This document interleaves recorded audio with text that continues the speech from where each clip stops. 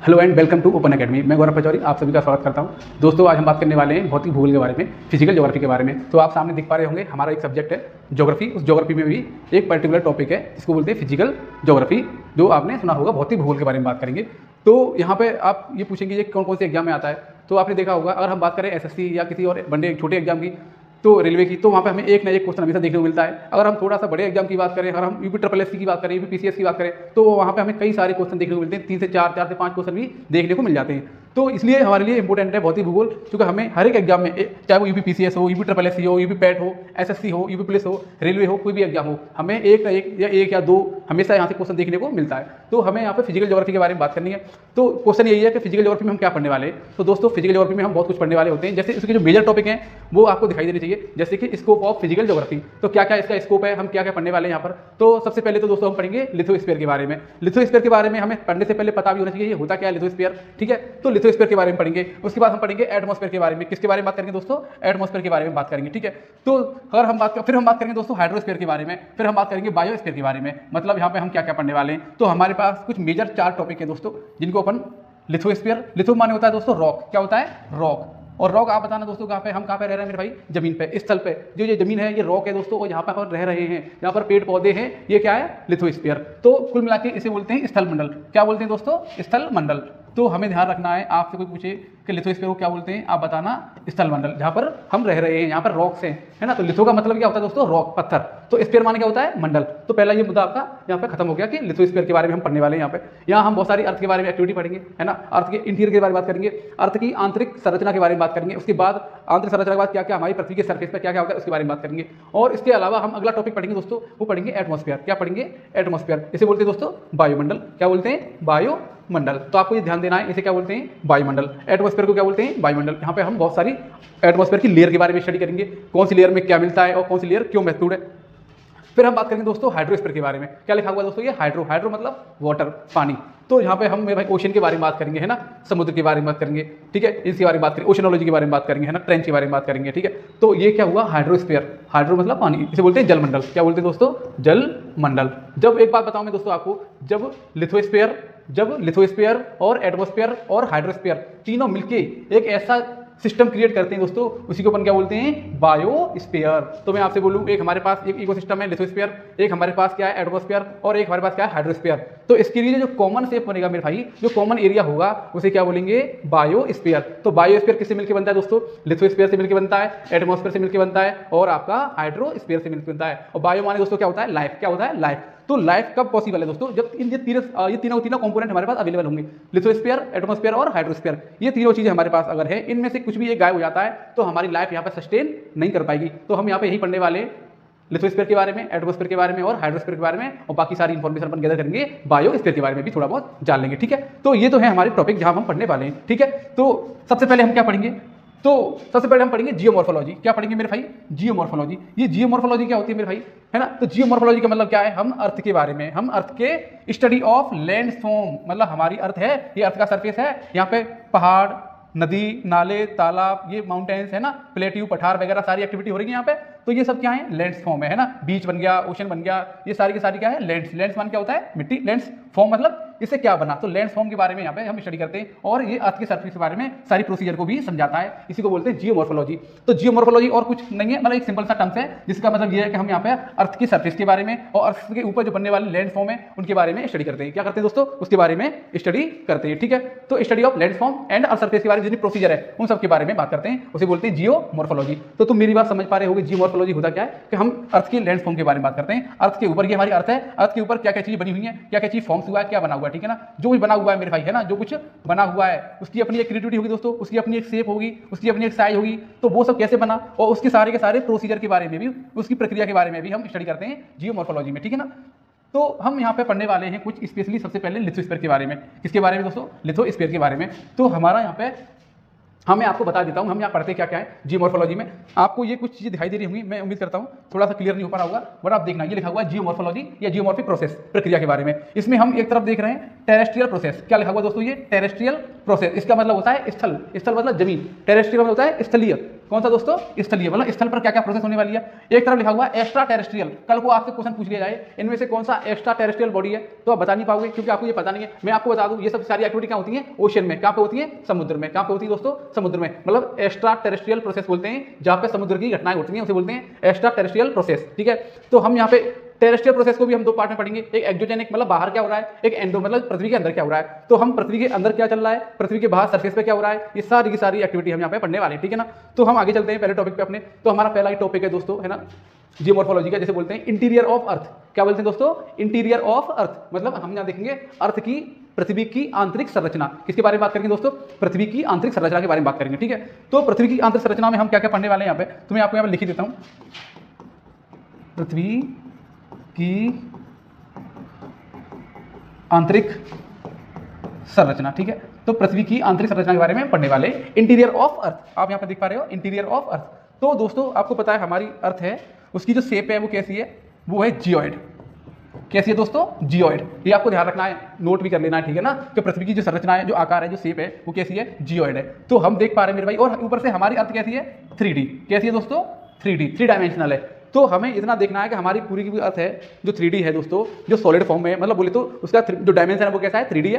तो उसके लेयर्स कितने, और उसके लेयर्स के कौन कौन से स्टेट है, वो कौन कौन सी अवस्था में पाए जाते हैं, और उनका क्या क्या महत्व है, इन सब के बारे में यहाँ पे स्टडी करेंगे। तो हम यहाँ पे पढ़ने वाले हैं पृथ्वी की आंतरिक संरचना के बारे में। ठीक है, तो हम देख पा रहे हैं हमारे पास ये अर्थ है हमारी, है ना, और आपको यहाँ पे 3D दिखाई भी दे रही होगी 3D। ठीक है ना, तो इसकी हमने कुछ इसके स्टेट, मतलब मेरे भाई इनकी जो स्टेट है, स्टेट बोले तो दोस्तों अवस्थाएं, है ना। हमारी पृथ्वी है ना, वो एक जैसी नहीं है। हमारी पृथ्वी कैसी है? हेट्रोजीनियस। मतलब हम अगर पृथ्वी के अंदर जाते हैं तो हम जैसे जैसे गहराई के बदलेंगे, गहराई में जाएंगे दोस्तों, और जैसे जैसे दूरी बढ़ेगी गहराई की, वैसे वैसे उसके अंदर पाए जाने वाले पदार्थ हो या फिर उनकी पदार्थ की अवस्था हो, स्टेट ऑफ मैटर हो, वो हमेशा कैसी रहेगी? डिफरेंट डिफरेंट रहेगी। इसका मतलब पृथ्वी एक जैसी तो नहीं है। वो जैसे जैसे आप डेप्थ में जाओगे वैसे वैसे वहाँ की संरचना में, वहाँ के मैटर में, वहाँ के मटीरियल में, वहाँ के तापमान में हमें वेरिएशंस, हमें विविधताएं दिखाई देती हैं। ठीक है, मतलब वहाँ पे प्रतीत होती हैं। ठीक, तो हम यहाँ पे बात करने वाले इंटीरियर ऑफ अर्थ, है ना। आप डाल लेना यहाँ पे टॉपिक दोस्तों, है ना। पहली बात तो ये आपको लिखना भी है, नोट भी करना है। आप अपने हाथ में नोटबुक लेके रखेंगे, है ना, और जो बेसिक बेसिक पॉइंट हैं वो आपको यहाँ पे नोट भी करने। ठीक है, मैं आपको वीडियो पॉज करके भी नोट कर सकते हैं। ठीक है,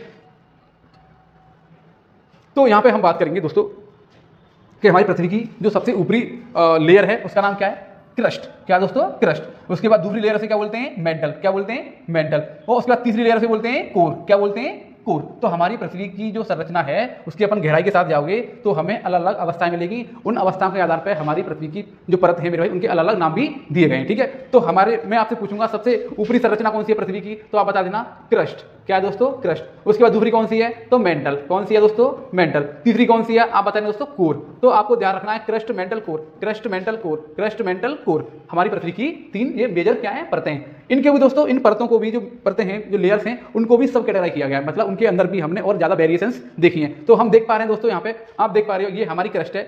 ये क्या दोस्तों? क्रस्ट है। तो क्रस्ट, ये हमारी क्रस्ट आपको दिखाई दे रही है, ये क्रस्ट है ना। क्रस्ट के भी 2 पार्ट है, एक अपर क्रस्ट है, एक लोअर क्रस्ट है। मैं आपको दोबारा से समझाता हूँ ब्लैंक पेज पे। ठीक है, देखिए दोस्तों, ये हमारी पृथ्वी है।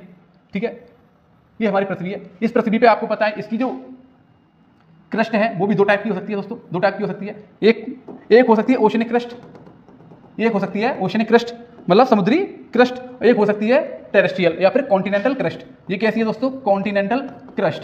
मतलब मेरे भाई, ये कॉन्टिनेंटल क्रस्ट का मतलब होता है कि यहाँ पे ये टोटली कैसा है? लिथोस्फीयर है। टोटली कैसा है? लिथोस्फीयर है। और जबकि ओशनिक क्रस्ट है, इसमें मटेरियल चेंज हो जाता है, इसमें मटेरियल चेंज हो जाता है। तो हम कॉन्टिनेंटल क्रस्ट के बारे में बात करेंगे यहाँ पे, ठीक है ना, और हम ओशनिक क्रस्ट के बारे में बात करेंगे। तो इसको भी हमने क्रस्ट को 2 भागों में बांट लिया, एक अपर क्रस्ट, एक लोअर क्रस्ट। ठीक है, इसके बाद हमने मेंटल को भी 2 भागों में बांट लिया, एक अपर मेंटल, एक लोअर मेंटल। उसके बाद हमने कोर को भी 2 भागों में बांट लिया, एक अपर कोर, एक लोअर कोर, या फिर आउटर कोर और या फिर इनर कोर। आउटर कोर बोलेंगे या फिर इनर कोर। कुल मिला के दोस्तों ये टोटली क्या हो गया? क्रस्ट। ठीक है, ये क्या हो गया? ये मेरे भाई ये हो गया मेंटल, और ये क्या हो गया? ये हो गया कोर। तो इस तरीके से हमने इनकी अवस्था के आधार पर इनको डिवाइड कर रखा है। तो हम आगे चलते हैं। तो आपसे यही क्वेश्चन है मेरे भाई, ये आपके सामने बहुत सारी इन्फॉर्मेशन है, हम इन इन्फॉर्मेशन को एक एक करके डिकोड करेंगे, समझेंगे इनके बारे में कि आखिरकार ये है क्या। ठीक है, तो हमारे सामने मेरे भाई इंटीरियर ऑफ अर्थ मतलब अर्थ की आंतरिक संरचना है। यहाँ पे हमारे कैसे कैसे क्वेश्चन बनते हैं, इनकी अवस्थाओं के बारे में क्वेश्चन बनते हैं, और इनके बारे में, इनकी गहराई के बारे में क्वेश्चन बनते हैं, कहाँ पे कैसी अवस्था पाई जाती है, कौन सी एक्टिविटी कहाँ पे होती है, ये सारी इन्फॉर्मेशन हमें यहाँ से मिल जाएगी। तो आप एक एक काम करना है, इसे ध्यान से देखना पहले तो, है ना, मेरी बातें सुनना, उसके बाद इसे नोट करना, ठीक है। तो आप यहाँ पे देख पा रहे हैं मेरे भाई, है ना, आप यहाँ पे देख पा रहे हैं कि हमारे पास 3 लेयर है यहाँ पे मेजर। एक का नाम क्या है दोस्तों? क्रस्ट। एक का नाम क्या है? मेंटल। एक का नाम क्या है? कोर। तो आपको ये 3 चीजें दिखाई दे रही हैं, क्रस्ट, मेंटल, कोर को। और हमने दोस्तों क्रस्ट को भी 2 भागों में बांट रखा है, एक अपर क्रस्ट, एक लोअर क्रस्ट, एक अपर क्रस्ट, एक लोअर क्रस्ट। तो ये ध्यान रखना, अपन को क्रस्ट के 2 पार्ट हो सकते हैं, अपर क्रस्ट और लोअर क्रस्ट, ऊपरी क्रस्ट और नीचे वाली क्रस्ट, ठीक है। और इसके बाद मेंटल को भी हमने 2 पार्ट में बांट रखा है, अपर मेंटल और लोअर मेंटल, अपर मेंटल और लोअर मेंटल, अपर मेंटल और लोअर मेंटल। आपको दिखाई दे रहा है, ठीक है। ऐसे ही हमने कोर को भी 2 भाग में बांट रखा है, आउटर कोर और इनर कोर, आउटर कोर और इनर कोर, ठीक है। तो बात करेंगे सबसे पहले क्रस्ट के बारे में। तो भाई क्रस्ट 2 टाइप की हो सकती हैं, अगर उनकी आप डेप्थ देखें तो। एक होती है कॉन्टिनेंटल क्रस्ट, मतलब महाद्वीपीय क्रस्ट। एक होती है ओशनिक क्रस्ट, मतलब समुद्र होते हैं जहां पर पानी भरा हुआ है, वो कैसी क्रस्ट है दोस्तों? ओशनिक, समुद्री, है ना। तो महासागरीय, उसे क्या बोलेंगे दोस्तों? महासागरीय क्रस्ट। और एक कौन सी है? महाद्वीपीय क्रस्ट। तो क्वेश्चन नंबर 1, आपसे कोई पूछे कि जो क्रस्ट है, जो पृथ्वी की सबसे ऊपरी परत है जिसे बोलते हैं क्रस्ट, वो उसमें कौन सा मटेरियल हमें डोमिनेट करते हुए मिलता है, वो किसकी बनी हुई है? तो आप बताना सियाल। क्या बताना दोस्तों? सियाल। सियाल का मतलब क्या है? सिलिका और एल्यूमिनियम। क्या दोस्तों? सिलिका और एल्यूमिनियम। तो आपको ध्यान रखना है, यहाँ पे क्रस्ट किससे मिलकर बना हुआ है? सिलिका और एल्यूमिनियम से। उसके बाद दोस्तों आपसे पूछेगा ये तो आप बता दोगे कि कॉन्टिनेंटल क्रस्ट बना हुआ है सिलिका और एल्यूमिनियम से। अगर आपसे पूछे कि जो ओशनिक क्रस्ट है दोस्तों, जो ओशनिक क्रस्ट है ये वाली, ये किससे मिलकर बनी हुई है? ये किससे मिलकर बनी हुई है आप बताइए? तो ये बनी हुई है सीमा से।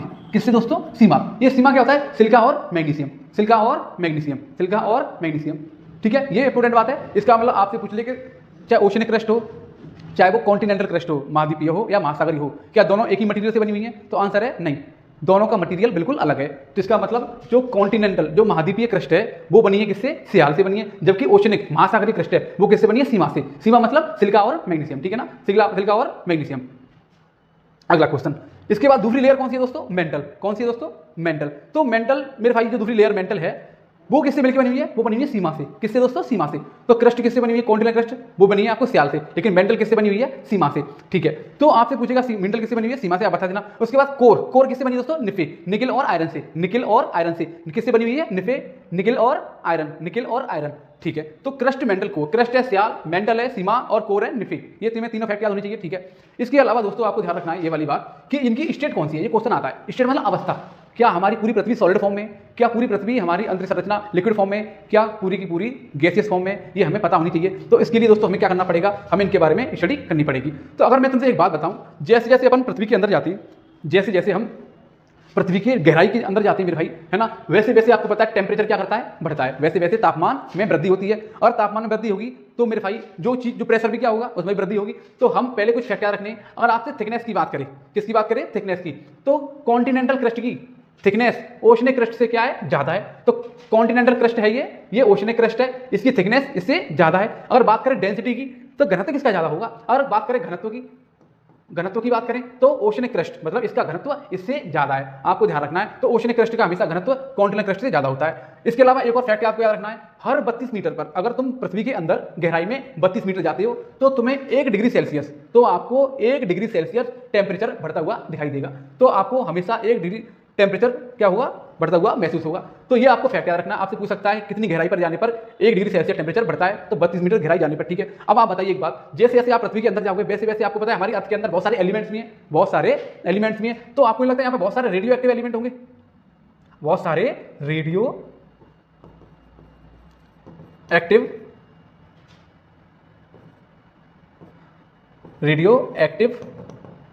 एलिमेंट होंगे। आपको पता है यहाँ पे जब बहुत सारे रेडियो एक्टिव एलिमेंट होंगे दोस्तों यहाँ पे, तो आपको पता है यहाँ पे यहाँ रिएक्शन रेट भी बहुत ज़्यादा होगी, यहाँ टेम्परेचर भी बढ़ेगा, है ना। तो आप मुझे बताओ, अगर टेम्परेचर बढ़ेगा, नीचे जाएगा, तो आपको नहीं लगता कि जब जहाँ कुछ ऐसे अगर कोई चीज़ सॉलिड फॉर्म में होगी तो वो पिघल जाएगी? हाई टेम्परेचर से क्या होता है? चीज़ें पिघल जाती हैं। तो आप देख पा रहे हो कि जैसे जैसे आप नीचे आ रहे हो, जब आप अपर मेंटल में आए तो हमें पता चलता है, तो अपर मेंटल की स्टेट कैसी है? अवस्था कैसी है? Semi solid. क्रस्ट कैसा है? सॉलिड। तो आपसे पूछे हमारी पृथ्वी का जो क्रस्ट है वो कौन सी फॉर्म में? आप बता देना, सॉलिड फॉर्म में। कौन से फॉर्म में दोस्तों? सॉलिड फॉर्म में। लेकिन जैसे ही आप नीचे आओगे, जैसे ही आप क्रस्ट मेंटल में आओगे, तो मेंटल के 2 पार्ट हैं, एक अपर मेंटल, एक लोअर मेंटल। तो अपर मेंटल की स्टेट कैसी है? अवस्था कैसी है? आप बताना कैसी है? Semi solid. कैसी है दोस्तों? Semi solid. इसका मतलब यहाँ पे क्या होता होगा? जो रॉक होता होगा वो पिघल जाता होगा, मेल्ट हो जाता होगा। मेल्ट हो जाएगा, इसका मतलब वो हल्का सा क्या बन जाएगा? लिक्विड। हल्का सा क्या बन जाएगा? लिक्विड। तो आपको लगता है यहीं से मैग्मा आएगा?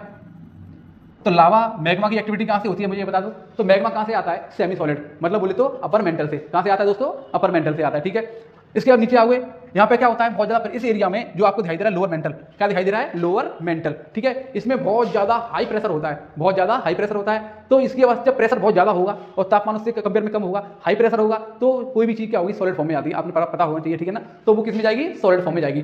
तो मैं पूछूंगा लोअर मेंटल है वो कौन से फॉर्म में, सॉलिड फॉर्म में। उसके नीचे कोर की बात करें, अपन कोर की बात करें तो आउटर कोर है, आउटर कोर है दोस्तों, वो किस फॉर्म में, लिक्विड फॉर्म में। कौन से फॉर्म में, लिक्विड फॉर्म में, क्योंकि यहाँ पे सबसे ज्यादा क्या है, तापमान, सबसे हाईएस्ट, सबसे ज्यादा तापमान कौन से लेयर में, तो आउटर लेयर में, बोले तो आउटर कोर में। आउटर कोर में सबसे ज्यादा क्या है, हाईएस्ट टेम्परेचर। जब तापमान बढ़ेगा तो उसमें जो भी मटेरियल होगा वो कैसा बन जाएगा, लिक्विड बन जाएगा, ठीक है। और उसके बाद सबसे नीचे जहां पे बहुत ज्यादा प्रेशर है, सबसे नीचे है तो प्रेशर ज्यादा होगा तो इनर कोर कैसा है, सॉलिड फॉर्म में। तो मैं आपसे पूछूंगा इनर कोर कैसा है, सॉलिड फॉर्म, आउटर कोर कैसा है, लिक्विड फॉर्म, लोअर मेंटल कैसा है, सॉलिड फॉर्म, अपर मेंटल कैसा है, सेमी सॉलिड, क्रस्ट कैसा है, सॉलिड, ठीक है। ये सारी बातें आपको ध्यान रखनी है, ठीक है। इसके अलावा दोस्तों सबसे इंपॉर्टेंट बात मैं आपको बताऊं, ये कुछ लिखा हुआ है, हम पृथ्वी के सबसे ऊपरी भाग को, मतलब मैं बोल सकता हूं उसे बोलते हैं लिथोस्फीयर। क्या बोलते हैं, लिथोस्फीयर। इसे बोलते हैं स्थल मंडल। क्या बोलते हैं दोस्तों, स्थल मंडल। तो आपको दिखाई दे रहा है लिथोस्फीयर। लिथोस्फीयर किसे बोलते हैं, जो क्रस्ट है, क्या दोस्तों, क्रस्ट और थोड़ा सा हिस्सा, some part of upper mental, थोड़ा सा हिस्सा किसका, मेंटल का। जनरली सारा का सारा हिस्सा किसका मिलता है, क्रस्ट का।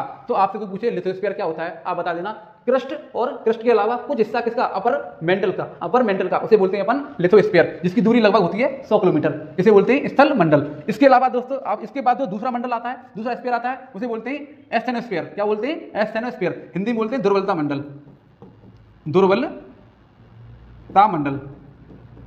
और आपसे पूछेगा दुर्बलता मंडल किस चीज से मिलकर बनता है, तो आप बताना only on upper mantle, only on दोस्तों upper mantle, only upper mantle से क्या बनता है, दुर्बलता मंडल। दुर्बल मतलब कमजोर, कमजोर मतलब सेमी सॉलिड, सेमी सॉलिड मतलब हल्का सा लिक्विड। मतलब यहाँ पे मामला कैसा है, यहाँ पे पृथ्वी हल्की सी कैसी है, यहाँ पे जो मटेरियल वो कैसा है, हल्का सा लिक्विड है। जब लिक्विड होगा तो दुर्बल होगा, कमजोर होगा, तो इसे कमजोर मंडल या दुर्बल मंडल भी बोलते हैं, किसको, एस्थेनोस्फीयर को, ठीक है। इसके अलावा नीचे जाओगे तो एक है मेसोस्फीयर, इसे बोलते हैं मध्य मंडल। क्या बोलते हैं दोस्तों, इसे मध्य मंडल। इसका मतलब ये किससे, ये मध्य मंडल किसे बोलते हैं, तो आप बताना only on lower mental, only on lower mental. Lower mental को क्या बोलते हैं दोस्तों, मेसोस्फीयर, मध्य मंडल। क्या बोलते हैं दोस्तों, मध्य मंडल। यहाँ पे सबसे ज्यादा क्या होता है, हाई प्रेशर, इसलिए हाई प्रेशर के कारण दोस्तों ये कौन सी अवस्था में होता है, सॉलिड अवस्था में होता है, ठीक है। इसके अलावा अपन पढ़ेंगे बेरिस्फीयर, BARYSPHERE, बेरिस्फीयर दोस्तों, इसके भी दो हिस्से होते हैं, एक आउटर कोर, एक इनर कोर, एक आउटर कोर और एक इनर कोर। तो आपके सामने लिखा हुआ आउटर कोर की अवस्था कैसी होती है, लिक्विड, जबकि इनर कोर की अवस्था कैसी होती है, सॉलिड। तो तुम्हें सीक्वेंस भी याद रखना है कि यहाँ पे solid, liquid, solid, semi solid, solid, ठीक है। Solid, liquid, solid, semi solid और सॉलिड, ठीक है। ये कुछ इनकी अवस्था है। तो यहाँ पे अपन ने बात करी इंटीरियर ऑफ अर्थ के बारे में, अर्थ की संरचना के बारे में, और यहाँ पे हमने अर्थ की अवस्था देखी, और वहाँ पे जो पदार्थ हैं वो कौन कौन से मिलते हैं, कौन कौन सी अवस्था मिलते हैं, इन सब के बारे में बात करी। तो ये आपका आज का टॉपिक यही रहा मेरे भाई। हम इसके बाद आगे भी टॉपिक लेके आएंगे, लगातार ये वीडियो रहेगी, ठीक है ना, पूरी सीरीज चलती रहेगी। बस हम टॉपिक बाय पूरा का पूरा फिजिकल ज्योग्राफी कंप्लीट कर लेंगे, और आपको मैं उम्मीद करता हूँ आपको वीडियो पसंद आएगी, और आप धीमे धीमे इसके नोट्स भी बनाएंगे, ठीक है। और आपको वीडियो अच्छी लगती है तो आप चैनल को सब्सक्राइब करें, वीडियो को लाइक करें और अपने दोस्तों को शेयर करें, ठीक है। Thank you so much.